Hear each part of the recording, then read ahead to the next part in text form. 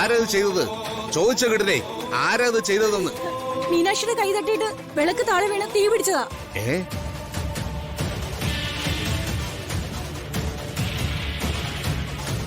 എന്റെ മക്കളെ എല്ലാം കൊലയ്ക്ക് കൊടുത്ത് നീ അടങ്ങുമല്ലേ?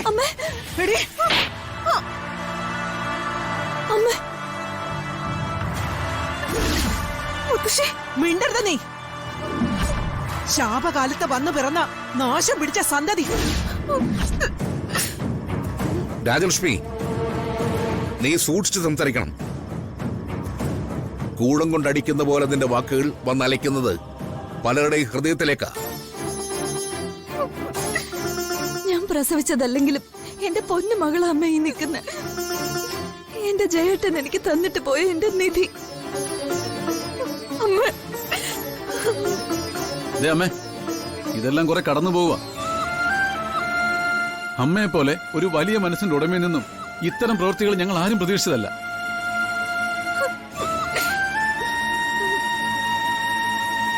നഷ്ടപ്പെട്ടതൊക്കെ എനിക്കാണടാ. മകനെ നഷ്ടപ്പെട്ട ഒരു അമ്മയുടെ വേദന നിനക്കൊന്നും മനസ്സിലാവില്ല.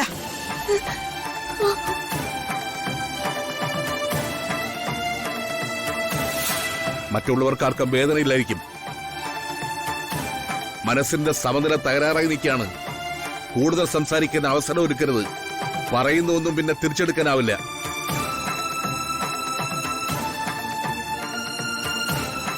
ദൈവിക കാര്യങ്ങളെല്ലാം ഞാൻ നിന്നെയല്ലേ ഏൽപ്പിച്ചിരുന്നത്? അല്ലേ? ഇത്തരം കാര്യങ്ങളൊക്കെ കണ്ടവളുമാരെ ഏൽപ്പിക്കാൻ നിന്നോട് ആരാടി പറഞ്ഞത്? അമ്മേ, അത് ചോദിച്ചത് കേട്ടില്ലടി. അത് മീനാക്ഷിയല്ലേ എന്നും ചെയ്യുന്നത്. ഞാൻ കാർത്തിക് മോന്റെ പരിക്കേറ്റ കാര്യം കണ്ടു നിന്നുപോയതാ.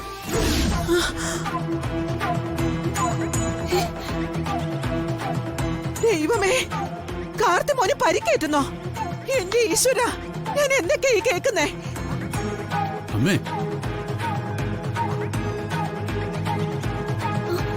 സാവിത്രി, എന്താ ഉണ്ടായത്? പറ ചേച്ചി. ഇതെന്താ ആരും ഒന്നും പറയാത്തത്? ദേ നിൽക്കുന്നു ചെമ്പകമംഗല തറവാട്ടിന്മേൽ വന്നു പതിച്ച ഇടുത്തി.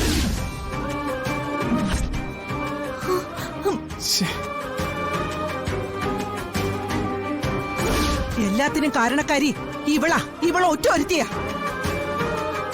ഇവള് കാരണോ എല്ലാം നശിച്ചത്. ആ വാള് കാണാതായത്. അതിന് ഞാൻ കൊടുക്കേണ്ടി വന്ന വില എന്റെ മകന്റെ ജീവനാ.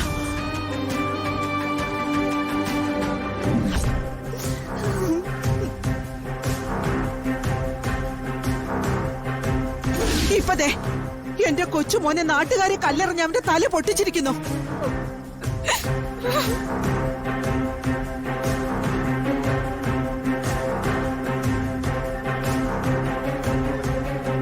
തീരുന്നില്ല. ദേ, തറവാട്ടിലെ നിലവിളക്ക് തട്ടിമറിച്ച് അടുത്തയാളെ കത്തിച്ചേനെ.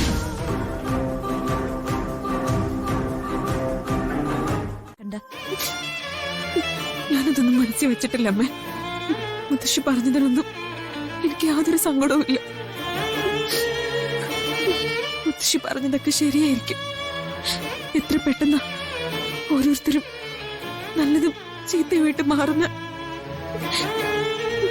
ഐശ്വര്യവും ഐശ്വര്യക്കേടുമായിട്ട് തീരുന്ന. കഴിഞ്ഞ ദിവസം വരെ ഞാൻ ചെമ്പകമംഗലത്തെ നിലവിളക്കാണെന്ന മുത്തശ്ശി പറഞ്ഞിരുന്ന ആ നാവ് തന്നെ അത് തിരുത്തി ഞാൻ കരിവിളക്കായിട്ട് മാറി. എന്റെ അച്ഛന്റെ ചെടിക്കരികിൽ നിൽക്കാൻ പോലും അർഹതയില്ലാത്തവളായി മാറി. മോളെ, ഞാൻ തറവാട് മുടിപ്പിക്കാൻ ജനിച്ച സന്തതിയായി. എന്റെ മോളെ, അല്ലെങ്കിലും ഞാനൊരു ഭാഗ്യദോഷി അമ്മ. ദൈവത്താൽ ശപിക്കപ്പെട്ടവള്. ഈ പ്രായത്തിൽ തന്നെ എനിക്കെന്റെ അച്ഛനെയും എന്നെ പ്രസവിച്ച അമ്മയും നഷ്ടപ്പെട്ടു. ഒന്ന് അപകട മരണം, മറ്റൊന്ന് കൊലപാതകം. ജീവിച്ചിരുന്നപ്പോ പോലും അച്ഛന്റെ സ്നേഹം മുഴുവൻ എനിക്ക് കിട്ടിയിട്ടില്ല. പെറ്റമ്മയുടെ സ്നേഹം ഇത് തട്ടിക്കളഞ്ഞു. കാർത്തികേട്ടിൽ നിന്ന് എനിക്കിപ്പോ കിട്ടുന്നത് പോലും കടം വാങ്ങിയ സ്നേഹമാ.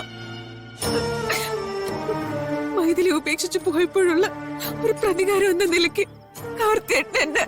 മീനാക്ഷി, അങ്ങനെയൊന്നും പറയരുത് മോളെ. ചിന്തയ്ക്ക് പോലും അരുത്. ദേ, കാർത്തിക്ക് നിന്നെ ജീവനാ. അവൻ ഒരിക്കലും നിന്നെ മറക്കില്ല. നോക്ക്, നിനക്ക് നിന്റെ ഈ അമ്മയില്ലേ? മുത്തശ്ശനും മുത്തശ്ശിയും സാവിത്രിയമ്മയും ചെറിയച്ഛനും ഇല്ലേ?